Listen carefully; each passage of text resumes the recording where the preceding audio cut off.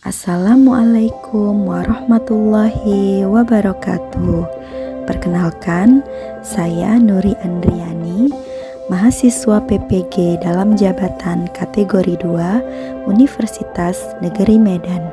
Saya akan mempersembahkan video PPL Aksi 1 di Sekolah SMA Muhammadiyah 1 Medan. Selamat menyaksikan. Assalamualaikum warahmatullahi wabarakatuh. Waalaikumsalam warahmatullahi wabarakatuh. Selamat siang semuanya. Siang, Bu. Gimana kabarnya hari ini? Alhamdulillah baik. Oke, baik. Jadi sehat ya? Masih semangat? Masih. Hari ini kita belajar biologi, tapi sebelum memulai pembelajaran, kita terlebih dahulu berdoa. Silakan. Bismillahirrahmanirrahim. Bismillahirrahmanirrahim. Raditu billahi robba. Raditu billahi robba. Ya Allah, Tambahkanlah ilmuku tambahkanlah ilmuku dan berilah aku kepahaman. dan berilah aku kepahaman. Alhamdulillahirabbil alamin. Alhamdulillah. Nika Erlangga, Azmi Aulia, Azmina Nur Aufa, Adlina Silmi, Saya Bu. Farhan Husaini, Saya Bu. Rizky Fadila, Saya Bu. Muhammad Revaldo. Sebelumnya kita sudah membahas struktur dan fungsi sel. Nah, hari ini kita akan melanjutkan dengan menggunakan model pembelajaran project based learning. Semuanya sudah makan tadi ya? Belum ya? Ada yang belum tadi ya? Nah, padahal itu sangat penting sekali. Kenapa? Karena ketika kita mau melakukan kegiatan, alangkah lebih baiknya dalam keadaan senang. Salah satunya adalah dengan membuat perut.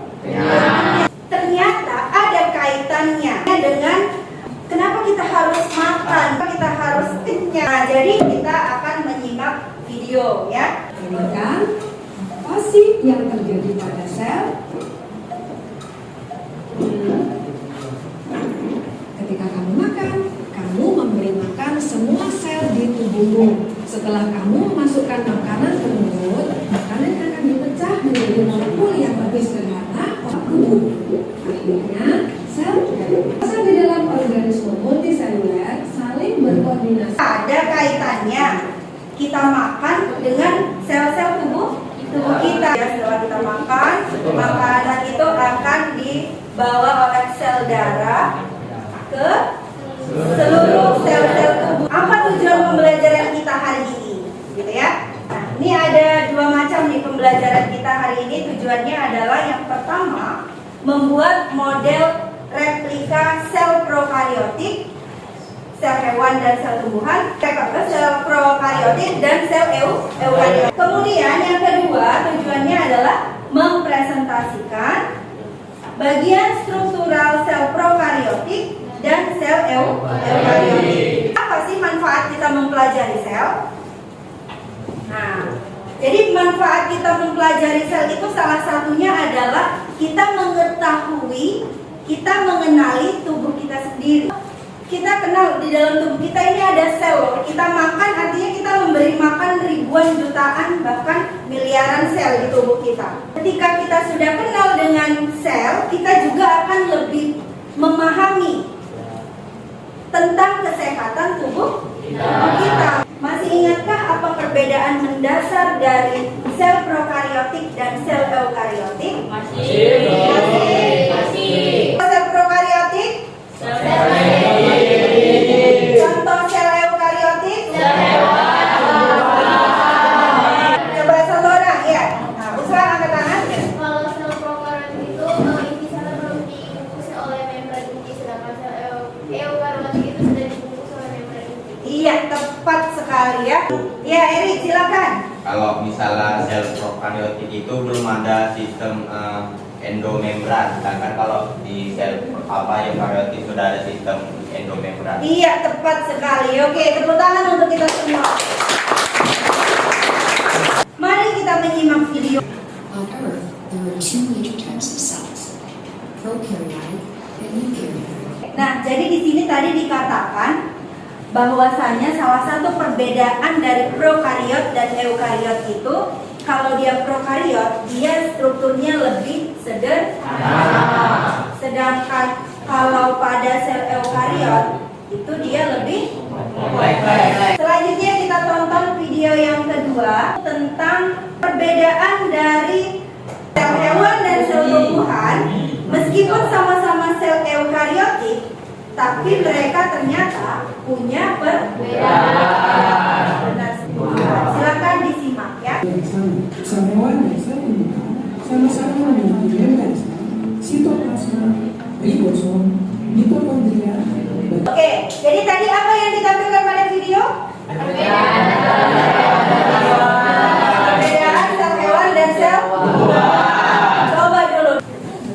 Sel tumbuhan strukturnya adalah memiliki kloroplas, vakuola, memiliki dinding sel, memiliki membran sel, sitoplasma, mitokondria, ribosom, dan retikuloplasma, badan Golgi. Ya, oke, terima kasih Andika. Ya, beri tepuk tangan untuk Andika. Akan kita bahas lebih lanjut. Kita akan kelompok ya. Ini sudah duduk sesuai kelompoknya. Sudah. 2, 3, 4, 5, 6. Nah, tugas kalian saat ini adalah mengerjakan bagian yang kedua. Ini kelompok 1. Oke. Kemudian ini kelompok 2. Ya. Kemudian kelompok 4, 5 ya. Kelompok 6. Sebelumnya ya, minggu lalu di pertemuan sebelumnya itu kita sudah ada ya membuat rancangan.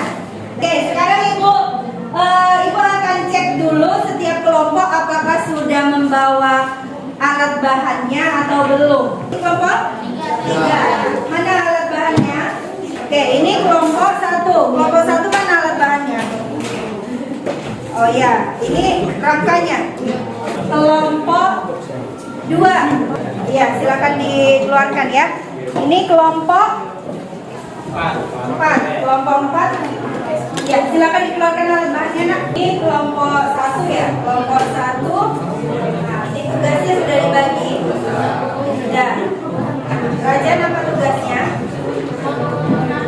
Oke, ini kalian mau buat sel bakteri ya, dari bahan apa? Dari bahan kardus, Kira-kira ada yang mengalami kesulitan? Kalau ada kesulitan dan kendala silakan disampaikan ya. Ayo, waktu kita ini terus berjalan ya. Bagaimana kelompok ini? Sudah hampir selesai ya. Waktu kita sekitar 5 menit lagi ya.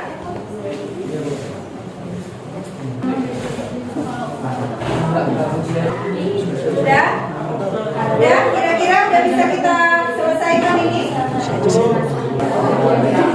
Silakan kelompok 1. Silakan. Assalamualaikum warahmatullahi wabarakatuh. Jadi kami dari perwakilan kelompok 1 akan mempresentasikan tentang hasil proyek kami, yaitu tentang sel prokaryotik. Dan juga ada flagella yang merupakan ekornya itu berfungsi untuk memudahkan sel untuk bergerak. Sekian dari kami. Mohon maaf apabila ada kekurangan dan kesalahan. Assalamualaikum warahmatullahi wabarakatuh. Kira dari kelompok lain ada yang ingin memberi tanggapan atau pertanyaan? Azmi, ya Azmi silakan. Nama saya Nyonya Saputra dari kelompok 4 atau sel tumbuhan. Tanggapan saya terkenai kelompok 1 atau bakteri, menurut saya penjelasannya sudah bagus dan lengkap. Jadi dari penjelasan kalian, saya tahu kalau perbedaan apa saja yang ada di sel bakteri sama di sel tumbuhan. Terima kasih. Assalamualaikum warahmatullahi wabarakatuh. Terima kasih untuk Azmi dari kelompok 4 yang sudah menanggapi ya. Sudah cukup baik. Kelompok 2, oke lanjut. Kami dari kelompok 2 ingin menjelaskan tentang replika sel bakteri yang telah kami buat. Pertama-tama, sebelum kami menjelaskan tentang struktur replika sel bakteri kami menjelaskan tentang prosedur pembuatannya. Dan setelah itu kami mulai menempelkan semuanya ke dasar replika kardus dan kaca. Terima kasih. Karena itu saja kita perlu sampaikan. Assalamualaikum warahmatullahi wabarakatuh. Nah, untuk kelompok yang lain, ada tanggapan untuk kelompok 2 ataupun ada pertanyaan mengenai sel bakteri? Silakan. Saya dari kelompok 1 ingin bertanya, apakah dinding sel dari sel bakteri dan sel tumbuhan sama? Oke, bagus ya pertanyaannya ya. Saya Pak dari kelompok 2 ingin bertanya, mengapa vakuola pada sel hewan terdapat lebih kecil daripada tumbuhan? Ya, saya Sri Fadria dari kelompok 5 ingin menjawab pertanyaan dari kelompok 2. Kenapa vakuola pada sel tumbuhan itu pada sel tumbuhan lebih besar dan pada sel hewan lebih kecil? Karena pada sel tumbuhan vakuolanya itu berfungsi untuk menyimpan hasil fotosintesis. Kelompok 6 ada yang mau ditambahi? Mengapa pada sel hewan lebih kecil sedangkan pada sel tumbuhan itu lebih besar? Karena fungsinya pada sel hewan itu tidak terlalu mendominasi begitu. Kalau pada sel tumbuhan itu biasanya menyimpan cadangan makanan pada vakuola salah satunya. Ibu minta coba ada yang memberi kesimpulan dari pembelajaran kita hari ini. Jadi di sini saya akan memberikan kesimpulan pada pembelajaran hari ini.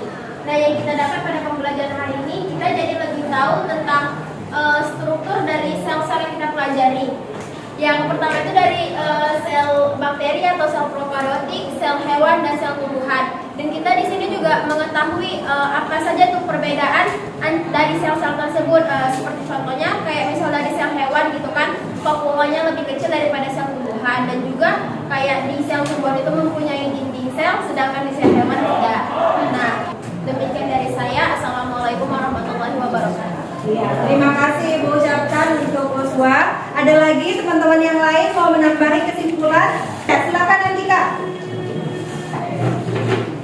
Kesimpulan dari pembelajaran kita hari ini adalah kita jadi lebih tahu tentang struktur dari sel bakteri, hewan maupun sel tumbuhan. Dan kita juga jadi lebih tahu perbedaan antara sel prokariotik dan sel eukariotik, yaitu sel prokariotik itu tidak memiliki membran inti, sedangkan sel eukariotik itu memiliki membran inti. Setelah itu kita juga lebih tahu tentang perbedaan antara sel tumbuhan dengan sel hewan, yang dimana sel tumbuhan itu bersifat kaku atau tetap, sedangkan sel hewan itu bersifat fleksibel.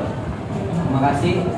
LKPD yang sudah kalian kerjakan tadi silakan dikumpulkan beserta dengan proyek yang sudah dibuat. Ya, silakan dikumpulkan di atas meja. Ini ke depan, di atas depan.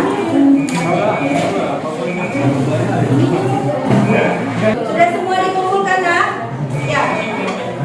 Oke, nah jadi silakan boleh dibersihkan mejanya dulu yang masih berantakan. Oke, nah ini coba Ibu minta nanti ada yang merefleksi pembelajaran hari ini.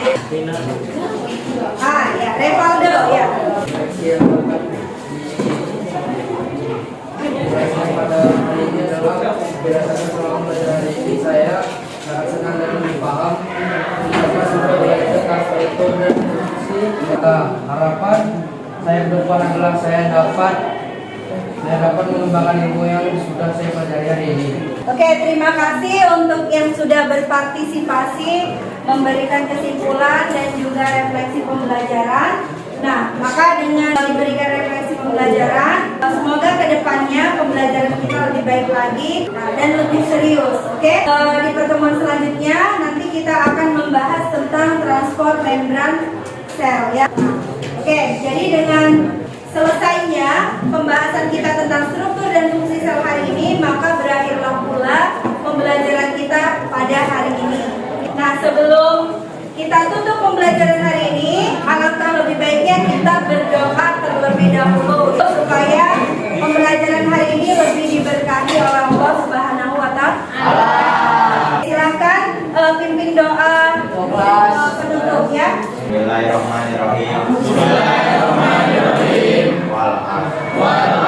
Alhamdulillahirabbil alamin. Baik, demikian Ibu tutup pembelajaran hari ini. Apabila ada kesalahan dan kekurangan yang datang dari Ibu mohon maaf. Ibu akhiri, Assalamualaikum warahmatullahi wabarakatuh. Waalaikumsalam.